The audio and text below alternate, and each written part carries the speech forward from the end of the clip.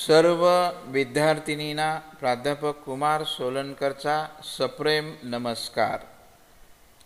आज आपणास 12वी बोर्ड परीक्षेचा मराठी विषयाचा जो आराखडा बोर्डाने दिलेला आहे तो बोर्डाचा आराखडा आपल्याला पाहायचा आहे। एकूण आजच्या मराठी भाषेसंदर्भात आपण जेव्हा चर्चा करतो की बऱ्याच जणांना वाटतं की मराठीमध्ये मार्क कमी पडतात म्हणून कॉलेजला आल्यानंतर बहुसंख्य जण टाळतात। पण गेल्या वर्षाचा बोर्डाचा रिझल्ट पाहिला तर बारामतीच्या एका मुलीनं 100 पैकी 99 मार्क मिळवलेले आहेत आणि आतापर्यंतचा बोर्डामधला तो सगळ्यात उच्चांक आहे मार्क मिळवण्यामध्ये। 92-93 पर्यंत मार्क असायचे पण गेल्या वेळेस मात्र 99 मार्क त्या मुलीला मिळालेले आहेत। म्हणजे आपण 99-100 पर्यंत देखील जाऊ शकतो। त्यासाठी आपल्याला मराठी विषय देखील स्कोरिंगचा विषय होऊ शकतो। तुमच्या माहितीसाठी सांगायला हरकत नाही, MPSC UPSC मध्ये देखील अशाच पद्धतीचा जो 11वी 12वीला अभ्यासक्रम आहे अशाच पद्धतीचा स्पर्धा परीक्षेला देखील अभ्यासक्रम आहे। त्यामुळे फक्त 11वी 12वीचाच अभ्यास पूर्ण होत नाही तर पुढील जीवनामध्ये जे आव्हानं आपल्या समोरचे आहेत, ज्या विविध परीक्षा आहेत त्या परीक्षासाठी देखील आपल्याला या अभ्यासक्रमाचा उपयोग होतो। म्हणून तशा पद्धतीचा आराखडा तयार केलेला आहे आणि तो आपल्याला जास्तीत जास्त मार्क म्हणजे देऊ शकेल।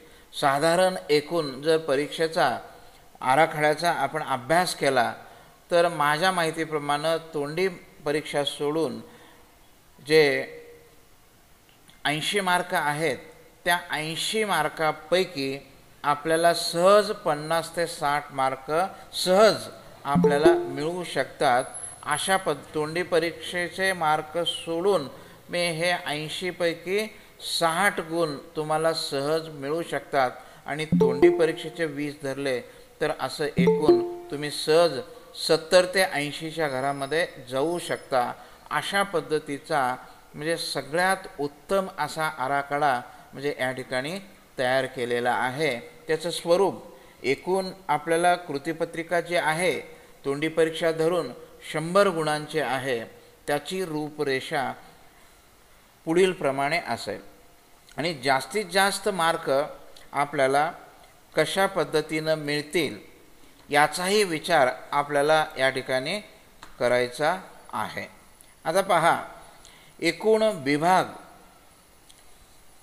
समोर तुमच्या आहेत, विभाग आणि त्याच्यासाठी असणारे गुण।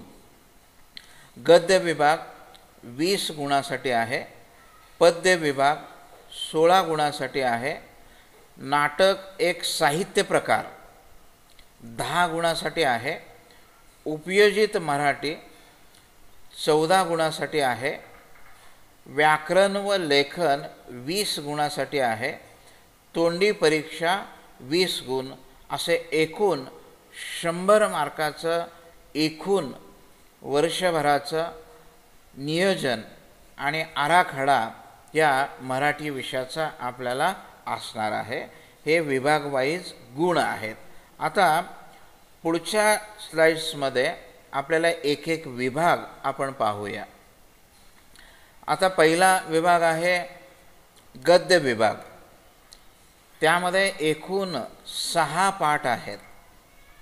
त्या 6 पाठापैकी एक पाठ वगळलेला आहे आणि एकूण राहिले 5 पाठ आपल्याला अभ्यासक्रमाला आहेत। त्यापैकी 3 पाठावरती 2 पाठावरती उतारे येणार आहेत, एक अपठित राहणार आहे आणि 2 पठित राहणार आहेत। त्याच्यासाठी एकूण गुण 20 आहेत। आता कृती अ पहिला आहे तो पठित गद्य पाठावर आधारित आहे। साधारण 150 ते 180 शब्दामध्ये तो तुम्हाला उतारा दिलेला असेल आणि तो उतारा आपल्याला एकूण 8 गुणासाठी आहे। कृती एक अ मध्ये 8 गुणासाठी आहे. प्रश्न त्याच्याचे कशा पद्धतीचे असणार आहेत पहा. आकलन कृती 2 गुण आणि दुसरी देखील आकलन कृती 2 गुणांचीच आहे.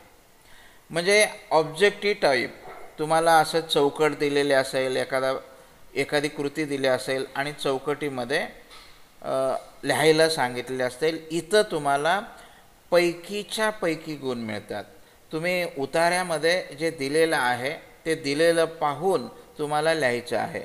तो उतारा वाचल्यानंतर तुम्हाला जे समजलं ते आकलन कृतीमध्ये मांडायचं आहे आणि त्याच्यासाठी आकलन कृती 1 आणि 2 मार्काला आहे. म्हणजे इथे तुम्हाला पैकीच्या पैकी मार्क मिळतात. तुम्ही तशाच पद्धतीनं पाहू शकता. पैकीच्या पैकी मिळणारे मार्क आपल्याला या ठिकाणी किती आहेत हे तुम्ही या ठिकाणी पाहू शकता.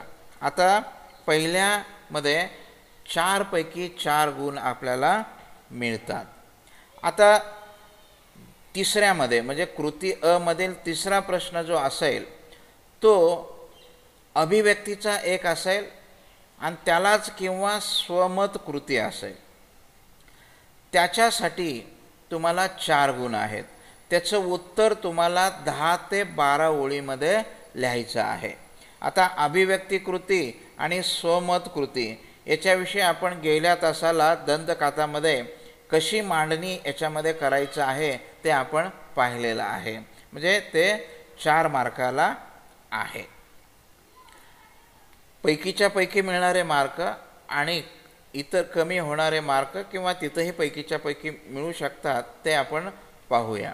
आता कृती 1 मध्ये प्रश्न त्याच्यामध्ये देखील पठित गद्य पाठावर आधारित प्रश्न असणार आहे. तो उतारा देखील 150 ते 180 शब्दासाठी उतारा दिलेला असेल. आता पहिला ज्या पाठावर दिलेला आहे त्या पाठावर दुसरा हा उतारा राहणार नाही. इथं दुसराच पाठ असेल. तो 8 गुणासाठी आहे. इथे देखील तुम्हाला आकलन कृती 1 आणि 2 आहेत आणि त्याच्यासाठी देखील तुम्हाला 4 मार्क आहेत. आकलन कृती 1 आणि आकलन कृती 2 याच्यामध्ये 2-2 मार्काला आहे. इथं देखील तुम्हाला पैकीच्या पैकी मार्क मिळू शकतात. आकलन जर उतार्याचं नीट केलं तशा पद्धतीनं उतार्यातलं शक्यतो त्या ठिकाणी दिलेलं असतं. त्यामुळे फक्त अर्थ समजून घेऊन आपल्याला मांडायचं आहे. इथं देखील आपल्याला पैकीच्या पैकी मार्क मिळतात. म्हणजे पहिल्यामध्ये 4, दुसऱ्यामध्ये 4 पैकीच्या पैकी मार्क झालेले. आणि तिसरी कृती जी आहे ती देखील अभिव्यक्त कृती आणि स्वमत कृती. अभिव्यक्त कृतीला किंवा स्वमत कृती असेल त्याचं उत्तर 10 ते 12 ओळीमध्ये लिहायचं आहे आणि त्याच्यासाठी 4 गुण आहेत. आता आत्तापर्यंत 8 आणि 8 16 गुणाचं आपण पाहिलं. त्यापैकी 8 गुण आपल्याला पैकीच्या पैकी मिळतात. आता कृती 1 मधील तिसरं ई मात्र काय असणार आहे? अपठित गद्य उतारा असणार आहे. अपठित गद्य उतारा म्हणजे पुस्तकाबाहेरचा उतारा, इतर ठिकाणचा उतारा, न अभ्यासलेला उतारा तुम्हाला या ठिकाणी येणार आहे. तो उतारा साधारण 100 ते 120 शब्दामध्ये असेल आणि त्याच्यासाठी 4 गुण आहेत. त्याच्यामध्ये देखील आकलन कृती 2 गुण आणि आकलन कृती 2 गुण अशा 2 कृती असणार आहेत.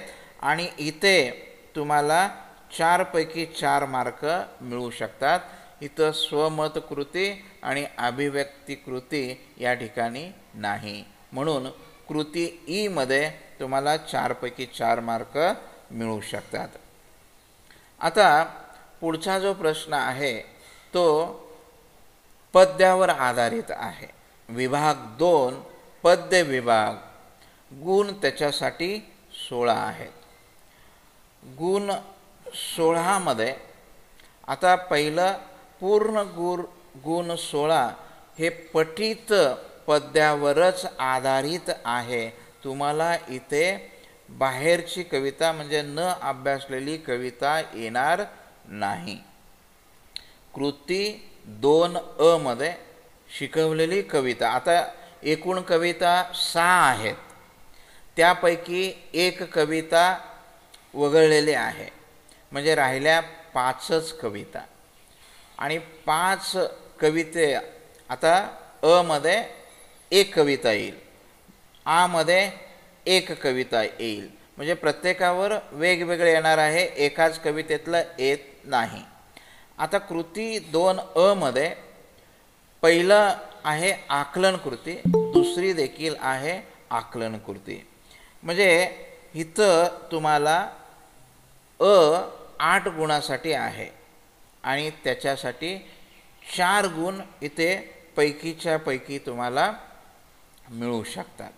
अभिव्यक्ती कृती आहे त्याच्यासाठी 4 गुण आहेत. इथं एखादा दुसरा मार्क तुमचा एखादा मार्क जाऊ शकतो, पण वरच्या 4 मार्क मात्र तुम्हाला पैकीच्या पैकी मिळू शकतात. पहिली आकलन कृती असेल, दुसरी आकलन कृती असेल, तिसरी अभिव्यक्ती कृती, त्याच्यासाठी 4 गुण असतील. असं कृती 2 मध्ये एकूण 8 गुणासाठी आहे. आता कृती 2 तो देखील पठित पद्यावर आधारित असणार आहे. इथं देखील तुम्हाला पूर्ण कविता दिलेली असेल, जिथं मध्ये असो किंवा आ मध्ये असो, पूर्ण तुम्हाला त्या ठिकाणी पूर्ण कविता तुम्हाला अभ्यासलेली त्या ठिकाणी असेल मध्ये. आ मध्ये काय असणार आहे, एका कवितेतल्या 4 काव्यपंक्ती तुम्हाला दिलेल्या असतील. एका कवितेतल्या 4 काव्यपंक्ती तुम्हाला दिलेल्या असतील. त्याचा अर्थ लिहिणे, त्याचा अर्थ उलगडणे, त्याच्यासाठी 4 गुण आहेत. आता इथं तुमच्या कौशल्यावर आधारित आहे. तुमचं कौशल्य जशा पद्धतीनं आहे, अर्थ जसा समजून घेतलात, लक्षपूर्वक ऐकलात, तर इथं तुम्हाला मार्क मिळू शकतात 3. पण प्रश्न वगळलात तर मार्क मिळणार नाहीत. पण काही ना काही कवितेच्या आधारे कवीचं नाव, जो कविता ज्या संग्रहातून घेतलेले आहे त्याचं नाव, कवितेचं नाव असं लिहून जर तुम्ही मांडणी केलात तर इथंही तुम्हाला मार्क मिळू शकतात. पण आपण पैकीच्या पैकी किती मिळतात आणि ऑप्शनला किती आहेत ते आपण पाहणार आहोत. आता इथे तुम्हाला आ मध्ये 4 गुण झाले आणि ई मध्ये तिथं देखील पठित पद्यावरच आहे 3 कविता. आता 5 पैकी 3 कविता तुम्हाला अभ्यासाला येणार आहेत. म्हणजे तुमच्या उत्तरपत्रिकेमध्ये 3 कविता, 5 पैकी 3 कविता नक्कीच असणार आहेत. आता इथं 4 गुण आहेत, ईला 4 गुण आहेत आणि हे 4 गुण त्या ठिकाणी काव्य सौंदर्यावर आधारित तो प्रश्न असणार आहे. काव्य सौंदर्य किंवा रसग्रहण कृती. काव्य सौंदर्यासाठी 4 ते 6 काव्यपंक्ती दिलेल्या असतील. 4 ते 6 काव्याच्या ओळी तुम्हाला दिलेल्या असतील आणि रसग्रहणासाठी 4 ओळी तुम्हाला दिलेल्या असतील आणि त्याच्यासाठी गुण आहेत 4. आणि लक्षात आलं, 4 आणि 4 इथे तुम्हाला 16 गुण आहे. कृती 8 गुणांची आहे. कृती 4 गुणांची आहे आणि ई कृती 4 गुणांची आहे. काव्य सौंदर्य किंवा रसग्रहण देखील आपण पाहिलेलं आहे. कवितेचं विश्लेषण करत असताना आपण शक्यतो रसग्रहणाच्या पद्धतीनेच करतो, त्याच्यासाठी 4 गुण आहेत. आता विभाग 2 संपला. आता विभाग 3 साहित्य प्रकार.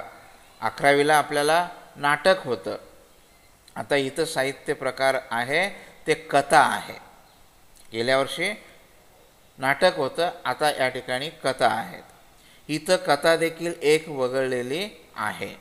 साहित्य प्रकाराची कथेची माहिती म्हणजे परिचय, कथेचा परिचय इतिहास थोडक्यात दिलेला असतो.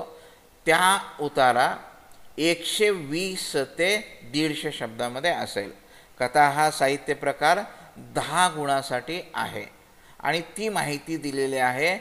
ती माहिती म्हणजे साधारण आपल्याला 4 मार्काला आहे आणि 4 मार्काला असलेलं तिथं पूर्ण जे सैद्धांतिक आहे, कथेच्या परिचयावर आधारित आहे, ते पूर्ण आपल्याला 4 मार्काला आकलन कृतीच आहे. म्हणजे इथे देखील तुम्हाला पैकीच्या पैकी मार्क मिळतात. आता लक्षात आलं, विभाग 3 कृती अ मध्ये एकूण 4 गुणाला आहे. 4च्या 4 1 मध्ये य र म्हणजे 2 आकलन कृती असतील 1-1 मार्काला आणि 2 देखील आकलन कृती 2 मार्काला आहे. आता इथे अ आपण पाहिला. आता इथं मी ब लिहिलेलं आहे. ब ऐवजी खरं तर आ पाहिजे होतं. आ ई ह्या क्रमानं त्यांनी उपप्रश्न दिलेले आहेत. मी इथं ब दिलेला आहे. आता पठित कथावर, आता तुम्हाला एकूण परीक्षेला 3 कथा आहेत, पण एक वगळल्यामुळे 2 कथा. पहिला जो आहे परिचयावर आधारित आणि आ जो आहे तो 2 कथावर आधारित 4 कृती तुम्हाला दिलेल्या असतील. 4 कृती त्यात पण विभागणी आहे. प्रत्येक कथेवर 1 स्वमत आणि 1 अभिव्यक्ती असं आहे. म्हणजे 4 पैकी आपल्याला सोडवायचं आहे 2. थोडं तुम्हाला दिसत नसेल, खाली घेतो मी.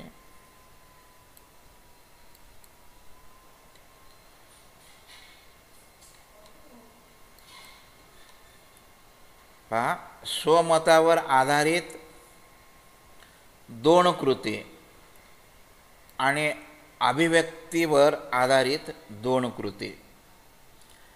लक्षात येतंय का? पहा, आ मध्ये पहिलं स्वमतावर आधारित 2 कृती, 2 कथेवर 2 कृती आणि अभिव्यक्तीवर आधारित 2 कथेवर 2 कृती असे 3-3 मार्काला. म्हणजे प्रश्न तुम्हाला स्वमतावरून 1 आणि अभिव्यक्तीवरून 1 एका कथेवर असेल. असं 2 कथेवर 2 प्रश्न, एकूण 4 प्रश्न असतील आणि 4 पैकी आपल्याला सोडवायचं आहे 2 आणि 1 कृती 6 मार्काला असेल. एकूण साहित्य प्रकार कथा 10 मार्काला आहे.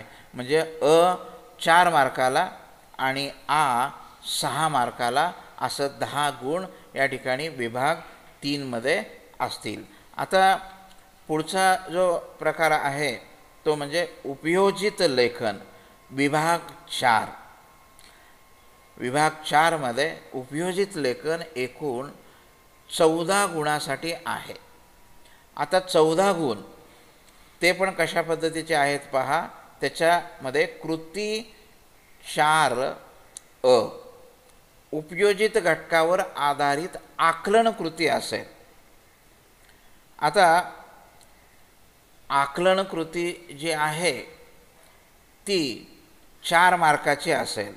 म्हणजे इथं देखील आपल्याला 4 पैकी 4 मार्क मिळतात. कृती 4 अ मध्ये आकलन कृती 4 पैकी 4 आणि हे कसं दिलेलं आहे, 4 घटक आहेत. 1 ते 4 घटकावर आधारित प्रत्येकी 2 गुणासाठी 4 आकलन कृती द्यायचं आहे आणि पैकी तुम्हाला 2 सोडवायचं आहे. म्हणजे काम इथं तुमचं नक्की सोपं झालं. पहा, म्हणजे 4 दिलेल्या कृती असतील आणि त्यापैकी आपल्याला 2 सोडवायच्या आहेत. 1 ते 4 घटक, त्याच्यातलाही 1 घटक वगळलेला आहे. वगळलेला घटक तुम्हाला मॅडमने, मी नंतर बोलतो वगळलेल्या घटकावरती. म्हणजे 1 ते 4 मध्ये लक्षात आलं. आता उपयोजित घटकावर आधारित उपयोजन किंवा कौशल्य कृती. आता तुम्हाला उदाहरण, कौशल्य कृती म्हणजे आता माहिती दिलेली आहे. मग माहितीच्या मध्ये तिची मांडणी आपल्या ह्याच्यामध्ये कशा पद्धतीनं कराल, कौशल्य त्याचा. आता समजा उदाहरणं, पत्रलेखन आपल्याला नाही उदाहरणं पाहायला हरकत नाही, पण प्रत्यक्षात आपण करत असताना त्याचा उपयोग आपण आपल्या जीवनामध्ये कशा पद्धतीनं त्याचा करू, हे उपयोजन कौशल्य कृती आहे. आता मुलाखत उदाहरण घ्या, माहितीपत्रक, अहवाल लेखन. एखादी सभा झाली की त्याचा अहवाल लेखन आपण करतो, तसा आपल्या प्रत्यक्ष जीवनामध्ये त्याचा वापर तुम्ही कशा पद्धतीनं कराल हे याच्याविषयी तुम्हाला लिहायचं आहे. वृत्तलेख वगळलेला आहे, म्हणजे इथं देखील 3च कृती तुम्हाला राहणार आहेत आणि त्यापैकी तुम्हाला 10 गुणासाठी आहे. हे 10 गुणासाठी आहे. 1 ते 4 घटकावर म्हणजे 1 ते 3 घटकावर आधारित प्रत्येक 5 गुणासाठी उपयोजन कृती असणार आहे. कौशल्यावर आधारित 4 कृती देणे, पैकी 2 सोडवणे, म्हणजे 5-5 मार्काला 1 कृती असेल. लक्षात येतं का पहा. विभाग 4 मध्ये उपयोजित लेखन एकूण 14 गुणासाठी आहे आणि कृती 4 4 गुणासाठी आहे आणि कृती आ हे तुम्हाला 10 गुणासाठी आहे. आणि तिथं तुम्हाला एकूण 4 कृती दिलेल्या असतील आमध्ये आणि त्यापैकी 2 सोडवायच्या आहेत आणि त्याच्यासाठी प्रत्येकी 5 गुण आहेत, असे एकूण 10 गुण. आणि कृती अ मध्ये देखील 4 कृती तुम्हाला देणार आहेत, आकलन कृती, त्यापैकी 2 सोडवायचे आहेत. म्हणजे अ मध्ये तरी आपल्याला नक्की 4 पैकी 4 मार्क मिळू शकतात. 4 विभाग लक्षात आला सगळ्यांच्या. आता शेवटचा जो विभाग आहे तो व्याकरण व लेखन गुण हे 20 मार्कासाठी आहेत. एकूण 5 विभाग आपल्याला आहेत. आता 5 विभागामध्ये व्याकरण घटक असणार आहे. आता तुम्हाला व्याकरण या घटकामध्ये वाक्यरूपांतर, समाज, प्रयोग आणि अलंकार असे 4 प्रकार दिलेले आहेत आणि ते प्रत्येकी 2-2 गुणासाठी आहेत.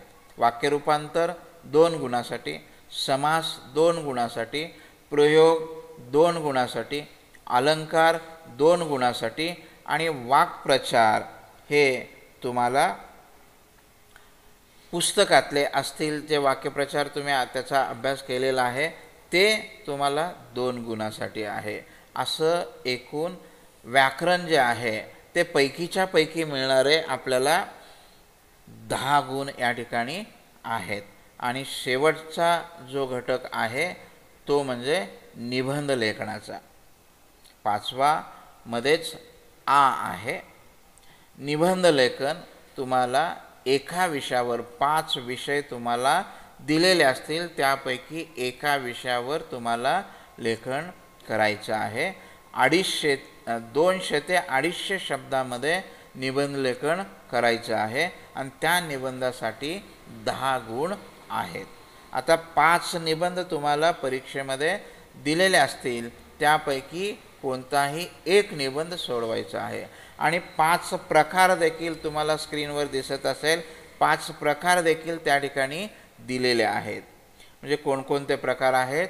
वर्णनात्मक निबंध, व्यक्तिचित्रणात्मक निबंध, आत्मवृत्तात्मक निबंध, कल्पनाप्रधान निबंध आणि 5वा जो आहे तो वैचारिक निबंध.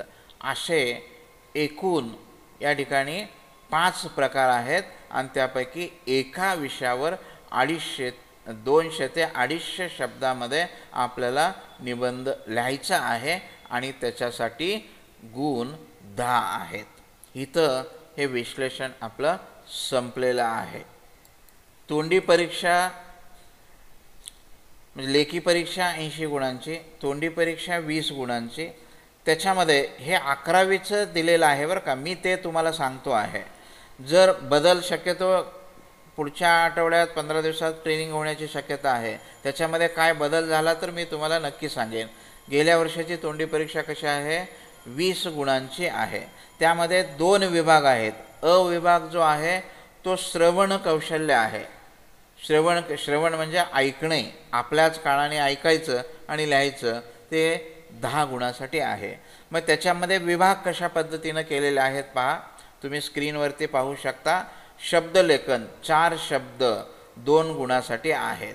मग 4 शब्द, एक शब्द किती मार्काला आहे? अर्ध्या मार्काला आहे. असं एकूण 4 शब्द तुम्हाला शिक्षक सांगणार, उच्चार करणार. 4 शब्द 2 वेळा उच्चार करणार आणि त्याला 2 गुण आहेत. तसंच वाक्य लेखनाला देखील आहे. 2 वाक्य ते उच्चारणार, 2 वेळा 2 वाक्य तुम्हाला सांगितलं जाणार, त्याच्यासाठी 2 गुण आहेत. आता तुम्हाला वाक्यप्रचार शिक्षक वर्गात सांगणार, 2 वाक्यप्रचार सांगणार. जर तुम्हाला दोन्ही वाक्यप्रचाराचा फक्त अर्थच येत असेल तर त्याच्यासाठी गुण आहे. म्हणजे वाक्यप्रचाराचा अर्थ सांगून वाक्यात उपयोग एकाचं केलं तर त्याच्यासाठी 2 गुण. आणि फक्त तुम्ही अर्थच लिहिला तर दोन्हीचा अर्थ लिहिला तर 2 गुण. म्हणजे अशा पद्धतीनं वाक्यप्रचारामध्ये आहे. आणि चौथा जो प्रकार आहे इंग्रजी म्हणीचा अर्थ. आता पुस्तकामध्ये तुम्हाला शेवटी शब्द दिलेले असतील, इंग्रजी शब्द दिले असतील किंवा तुम्हाला शब्द दिलेले आहेत. आता इथं म्हणी काही दिलेले नाहीत, म्हणी काही दिलेल्या नाहीत, फक्त शब्द दिलेले आहेत. शब्द दिल्यामुळे आणि एक नवीन प्रकार दिलेला आहे की साहित्य अकादमी पुरस्कार प्राप्त साहित्यकाची नावं. ह्याच्यामध्ये हा थोडा बहुत बदल होऊ शकतो. त्याच्या ठिकाणी तुम्हाला साहित्य अकादमी पुरस्कार प्राप्त साहित्यकाची नावं तिथं दिलेले आहेत, कोणत्या पुस्तकाला दिलेले आहेत, याचा थोडा बहुत बदल या ठिकाणी होऊ शकेल. इंग्रजी म्हणी काही तुम्हाला पुस्तकामध्ये दिलेल्या नाहीत, त्यामुळे ते कदाचित या साहित्य कृतीसाठी असू शकेल 1 गुण. आणि पारिभाषिक शब्द तर तुम्हाला दिलेले आहेत, ते 1 गुणासाठी आहे. ते तुम्हाला वर्गात शिक्षक सांगणार आणि त्याचा अर्थ तुम्हाला लिहायचा आहे. आणि एक उतारा, गेल्या वर्षी आपण घेतलेलं होतं, उतारे तुम्हाला प्रत्यक्षात एक दिलेले होते आणि ते उतारा वाचन सर्व कौशल्यासह वाचन जे आहे ते 2 गुणासाठी आहे. आता हे झालं 10 गुणांचं अ विभाग. दुसरा आहे ब विभाग. ब विभागामध्ये भाषण कौशल्य आहे आणि भाषण कौशल्य 10 गुणासाठी आहे. आता नियोजित किंवा आयत्या वेळेचं भाषण 5 गुणासाठी आहे. आता नियोजित म्हणजे तुम्ही अगोदर ठरवून मी याच विषयावर भाषण करणार आहे, ठरवलेला विषय असेल त्या विषयावर 5 मिनटं तुमचे विचार मांडायचे. किंवा दुसरा पर्याय आहे, तिथंच तुम्हाला तोंडी परीक्षा घेत असताना एखादा विषय तुम्हाला दिला जातो, शिक्षक विषय सांगतील किंवा दिलेल्या त्या विषयावर तुम्ही आपलं मत 5 मार्कामध्ये 5 मिनिटामध्ये मांडायचं, त्याच्यासाठी गुण आहेत 5. आशय म्हणजे त्या भाषणामध्ये तुम्ही मांडलेले आशय कसा होता, तिथले विचार कसे होते, याच्यासाठी 2 गुण आहेत. सादरीकरण, तुमचं प्रेझेंटेशन कशा पद्धतीचं होतं, तुमचा हावभाव, तुमच्या आवाजातला चढ उतार, याच्यासाठी 2 गुण. आणि बोलल्यानंतर त्याचा परिणाम म्हणजे काय होतो त्याच्यासाठी 1 गुण. अशा पद्धतीनं 5 गुण भाषणासाठी आहेत. आणि पुढचा जो प्रकार आहे पठित कविता सादर करणे. म्हणजे पुस्तकातली जी कविता आहे ती कविता कुठली तरी एक पठण करायची आणि त्याच्यासाठी ते सादरीकरण तुम्हाला त्यावेळेला करायचं. मी हे 11वीचं सांगतोय बरं का, 12वीला कदाचित थोडा बहुत बदल होऊ शकेल. गुण त्याच्यासाठी पठित कविता सादर करण्याला 5 गुण आहेत. तुमचं पठण कसं आहे त्याच्यासाठी 2 गुण आहेत आणि सादरीकरणसाठी 2 गुण आहेत आणि परिणाम 1 गुण. आता सादरीकरण करत असताना गाण्याच्या स्वरूपामध्ये तुम्ही गाऊ शकता किंवा हावभावासहित एखाद्या सिनेमामध्ये गाणं जसं गायलं जातं तसं देखील गायन आणि डान्स सादरीकरण अशा पद्धतीनं देखील तुम्ही करू शकता. तिथं तुम्हाला 5 मार्क आहेत. असं ब विभाग 10 गुण. असं एकूण 20 गुण तोंडी परीक्षेचे आणि 80 गुण लेखी परीक्षेचे, असे एकूण 100 गुणांचं स्वरूप आपण या ठिकाणी पाहिलेलं आहे.